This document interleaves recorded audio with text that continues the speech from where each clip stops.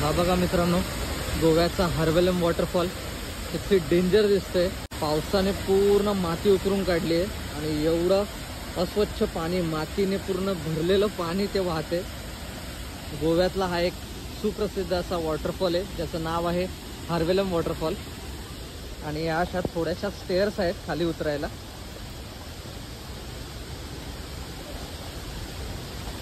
आणि या एकदा का तुम्ही स्टेअर्स उतरले ना तर डायरेक्ट तुम्हाला वॉटरफॉलचा व्ह्यू बघायला भेटेल।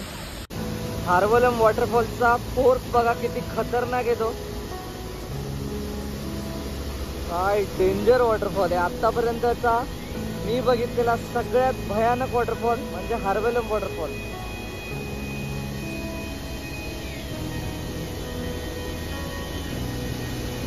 हा बघा,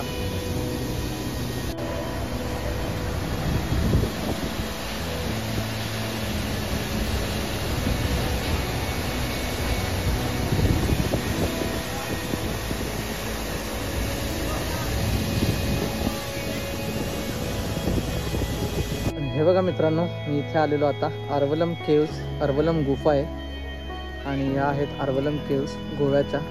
ह्या पण असा सुप्रसिद्ध आहेतच, बट हा टायमिंग माझा येण्याचा चांगला नव्हता। लॅटेराइट पर्वत में उकरी गई हार्वेलम गुफाओं में 2 महत्वपूर्ण गुफाओं के साथ एक आवासीय कक्ष है। ही माहिती तुम्ही वाचून घ्या एकदा।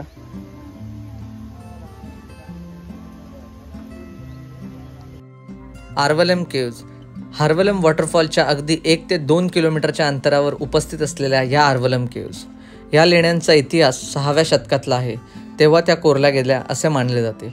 महाभारतातील 5 पांडव बंधू वनवासात असताना इथेच राहत होते अशी आख्यायिका आहे। गुहा 5 विभागांमध्ये कापली गेलेली आहे।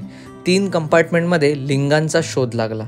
तिन्ही देवस्थानांपैकी प्रत्येक मंदिरात शिलालेख कोरलेले आणि पीठावर स्थापित केलेले एक लिंग आहे जे एलोरा आणि अजिंठा लेण्यांसारखे हुबेहूब दिसते।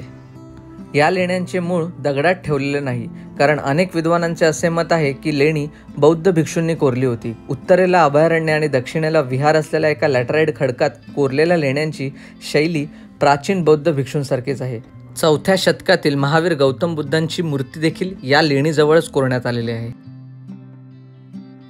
आणि हा बघा, गुहेचा टायमिंग होता सकाळी 8:30 ते संध्याकाळी 5:30 वाजेपर्यंत आणि आता 5:45 झालेत।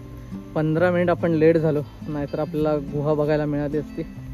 पण ठीक आहे, गुहेचं स्ट्रक्चर खरंच खूप भारी आहे।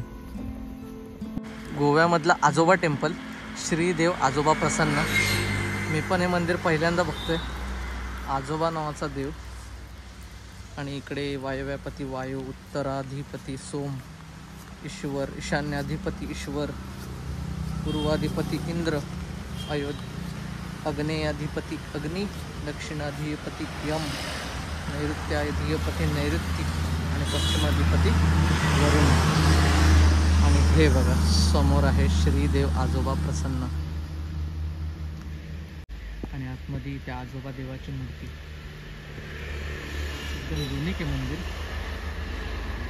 फर्स्ट टाइम असं काहीतरी न्यू पाहिलं मी। पण मंदिराच्या इकडच्या स्ट्रक्चर्स खरंच खूप मस्त आहे। तर मित्रांनो, आपल्या या संपूर्ण गोवा सिरीजमध्ये हा सगळ्यात छोटासा आपला हा लॉग होता। तर तो तुम्हाला कसा वाटला हे मला कमेंट करून नक्की कळवा।